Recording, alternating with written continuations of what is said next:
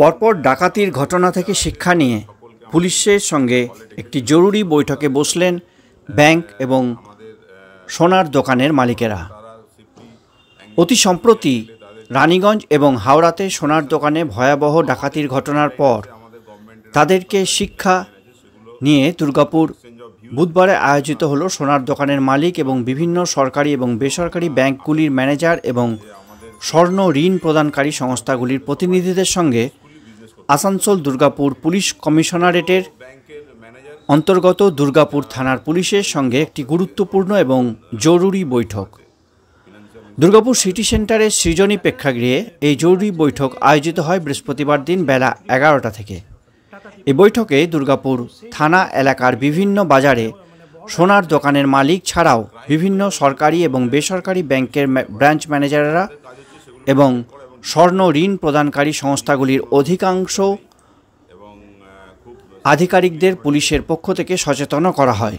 পুলিশের পক্ষে অভিযোগ তুলে বলা হয়, দুর্গাপুরের বিভিন্ন ব্যাংকের ব্রাঞ্চ ম্যানেজার যারা আছেন তারা পুলিশের সঙ্গে নিয়মিত যোগাযোগ করছেন না। দুর্গাপুর সিটি সেন্টারের ফাঁড়ির অফিসার ইনচার্জ কার্তার সিং অভিযোগ তুলে বলেন, সিটি সেন্টারে যে সমস্ত বেসরকারি এবং সরকারি ব্যাংকগুলি আছে তাদের ম্যানেজারদের কাছে তাদের নাম্বার পর্যন্ত নেই। আমরা যখন ব্যাংকগুলিতে পরিদর্শনে যাই তখন আমাদেরকে সমস্যায় পড়তে হয়। ব্যাংকের ম্যানেজারেরা আমাদেরকে গুরুত্ব দিতে চান না। অন্যদিকে এসিপি দুর্গাপুর সুবীর রায় বলেন, সম্প্রতিকালে বেশ কয়েকটি ঘটনার পরিপ্রেক্ষিতে আমরা এই সমস্ত আর্থিক লেনদেনকারী সংস্থাগুলির সঙ্গে এবং সোনার দোকানের মালিকদের সঙ্গে জরুরি বৈঠক করলাম। জরুরিকালীন সময়ে কি করতে হবে সেই সমস্ত পদক্ষেপ আমরা তাদেরকে জানিয়ে দিয়েছি। অত্যন্ত ফলপ্রসূ হয়েছে এই বৈঠক। এই বৈঠকের শেষে বিভিন্ন সোনার দোকানের মালিক এবং ব্যাংক ম্যানেজাররা একযোগে গুরুত্বপূর্ণ এই বৈঠককে তাদের জন্য অত্যন্ত জরুরি ছিল বলে এমন কথা নির্দ্বিধায় জানিয়েছেন। সিআই রণবীর বাগ এবং দুর্গাপুর থানার ভারপ্রাপ্ত অফিসার ইনচার্জ প্রসেনজিৎ রায় এই বৈঠকে পুলিশের পক্ষ থেকে উপস্থিত ছিলেন।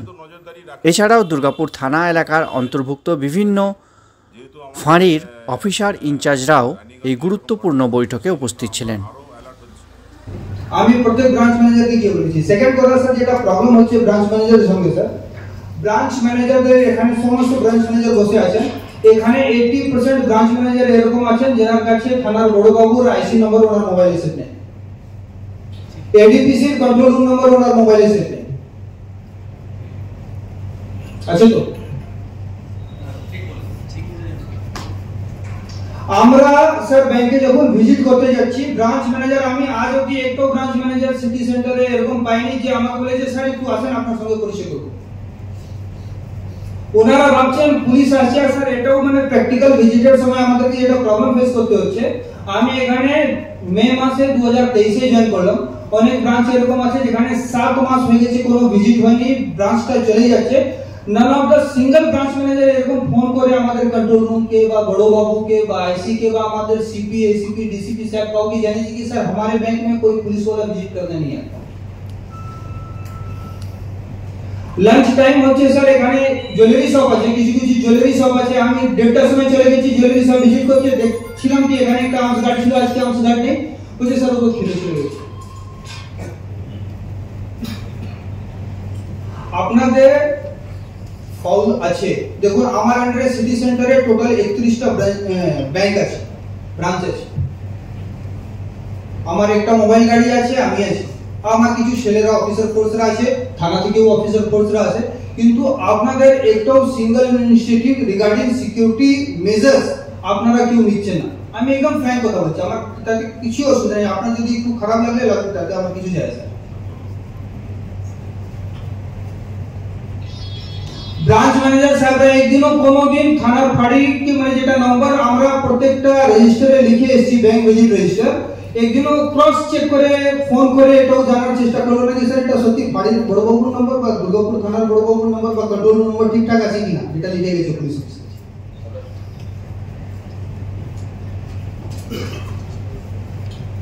অনেক ব্যাংকে এখনো ডিবিআর হোক বা এনবিআর হোক কনসিল পজিশনে রাখা নেই। 3-4 বছর আগে থেকে আমরা মেসেজ দিয়ে যাচ্ছি। একদম ব্রাঞ্চ ম্যানেজার সাহেবের উপরে একটা টুকি মতন করে দেওয়া আছে, ওখানেই সব রাখা আছে। কারেক্ট আছে? ডিবিআর এনবিআর কনসিল কন্ডিশনে রাখা হচ্ছে না আপনাদের ব্রাঞ্চ। সিকিউরিটি মেজার্স আমি আমার সাহেবের অনুমতি নিয়ে বলছি, আজকে মিটিং হলো, আগামী কাল বা পরশু দিনের মধ্যে আমরা প্রত্যেক ব্রাঞ্চটাকে আজকে মিটিং এ যে কি ডিসিশন হলো, কি ইনস্ট্রাকশন আছে আপনাদেরকে দেব, আপনারা ওটা ফলো আপ করবেন। আর 15 দিন পর আবার সাহেবদেরকে জানানো হবে, তারপর সাহেবরা যেরকম আদেশ দিবেন সেই হিসাবে আমরা কাজ করব। Thank you.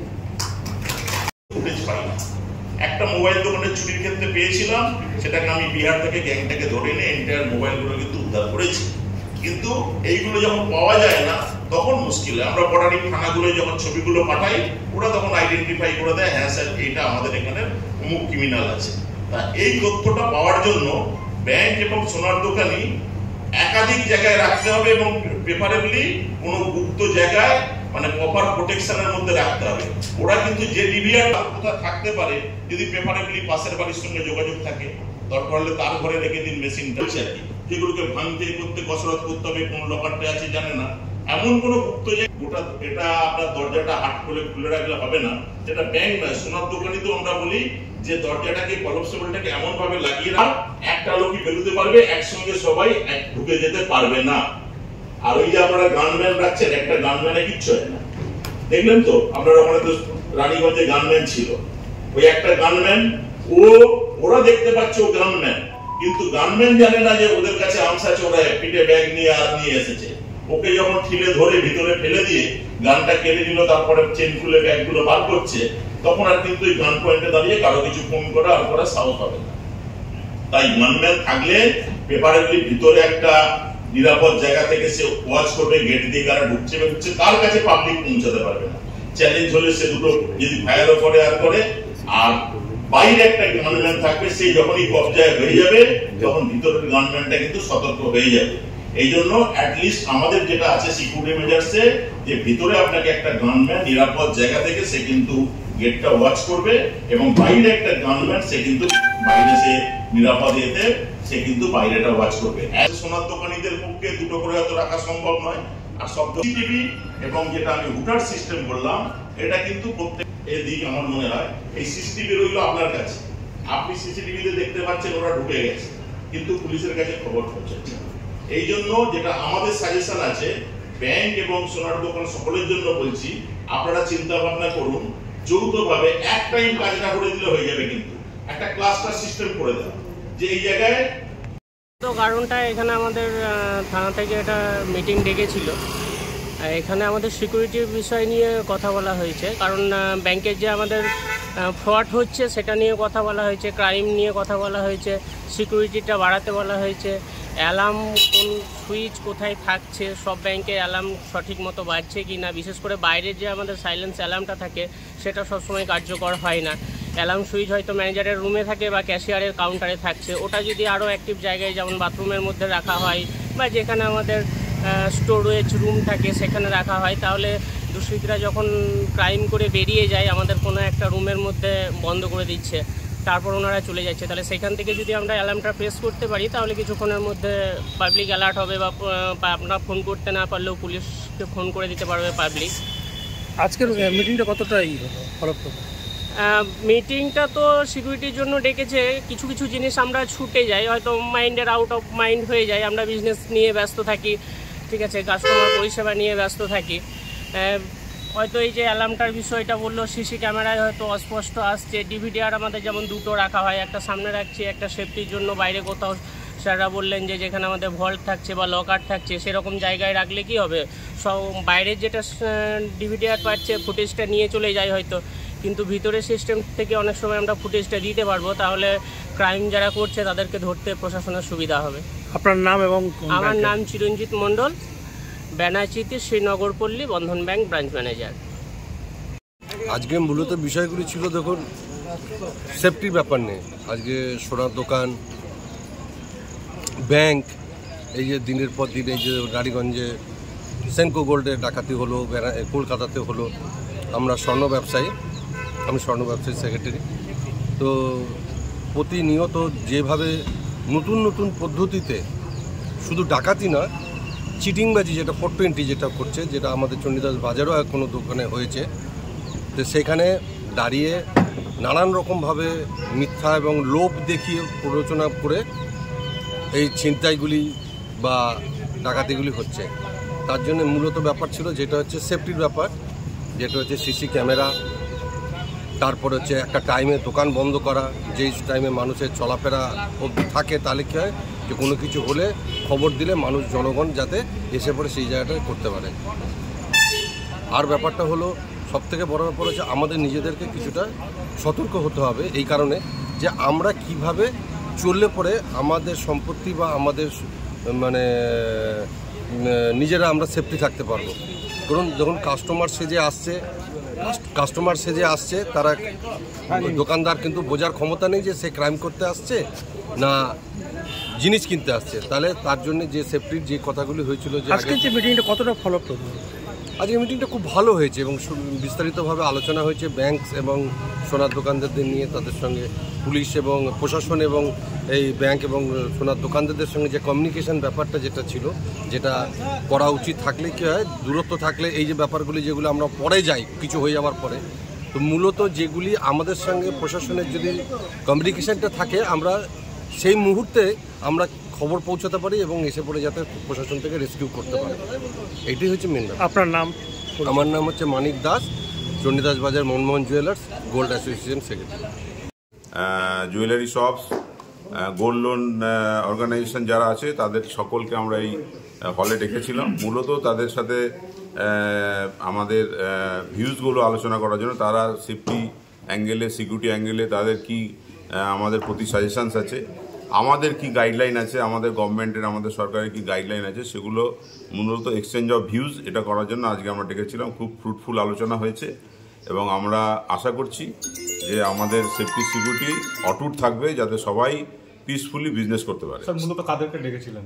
মূলত ব্যাংকের ম্যানেজার এবং যারা গোল্ড জুয়েলারি শপস আছে এবং গোল্ড লোন অর্গানাইজেশন আছে, ফিনান্সিয়াল ইনস্টিটিউট, তাদের সকলকে ডাকা হয়েছে। স্যার, দেখা যাচ্ছে ভিন্ন রাজ্য থেকে যারা দুষ্কৃতী তারা আসছে এবং চুরি করে চলে যাচ্ছে, ডাকাতি করে চলে যাচ্ছে, তো সেই জায়গায় সিকিউরিটিটা যেখানে মানে বর্ডার, সেখানে কেন টাইট হচ্ছে না? ক্রাইম তো যে কোনো জায়গা থেকে যে কেউ এসে করতে পারে, আমাদের কাজ হচ্ছে সেগুলোকে ডিটেক্ট করা এবং ডিটেক্ট হচ্ছেও, এই দিক দিয়ে কোনো সংশয় নেই এবং খুব সাকসেসফুলি আমরা ডিটেক্ট করতে পেরেছি এবং যাতে আমরা সিকিউরিটি আরো টাইট করতে পারি সেই জন্যই মূলত এইসব আলোচনা।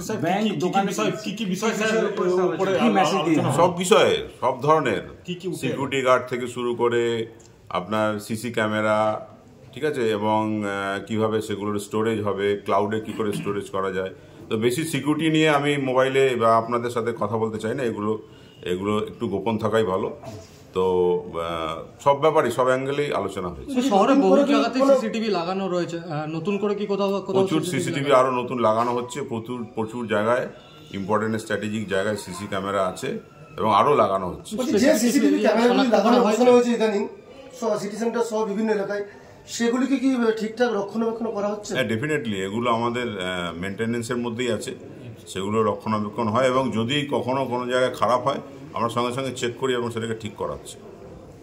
নতুন করে কোন কোন জায়গাগুলোতে আরো সিসিটিভি? অনেক জায়গায় সিসি, পুরো শহরের চারিদিকে যে যে জায়গায় কম আছে সেগুলো আমরা দেখছি, অতি দ্রুত যাতে সিসিটিভি কভারেজের মধ্যে আসে, আমরা সবাই একসাথে কাজ করছি। কত সংখ্যার সিসিটিভি বসানো হচ্ছে, মানে সংখ্যায় কতটা? অনেক, মানে কয়েকশো সিসি ক্যামেরা আছে, এক্স্যাক্ট ফিগার ওসি বলে দিতে পারবে, মোর দ্যান 400 আছে। বলছি, ডাকাতির ঘটনাকে সামনে রেখেই কি এই আরো নজরদারি বেশি করার লক্ষ্যেই কি পুলিশে করছে? না, আমরা এমনিতে তো নজরদারি রাখি, সবসময় আমাদের সিকিউরিটি রিভিউ চলে, ঠিক আছে। যেহেতু আমাদের রানীগঞ্জে এরকম ঘটনা ঘটেছে, সেই জন্য আমরা আরো অ্যালার্ট হচ্ছি। এবং তাহলে কি সিসিটিভি পুলিশের ভরসা? সবকিছুই আমাদের দেখতে হবে, শুধু সিসিটিভি না, সব অ্যাঙ্গেলগুলো আমাদের দেখতে হবে। সিসিটিভি তো খুব ইম্পর্টেন্ট রোল প্লে করে, ঠিক আছে।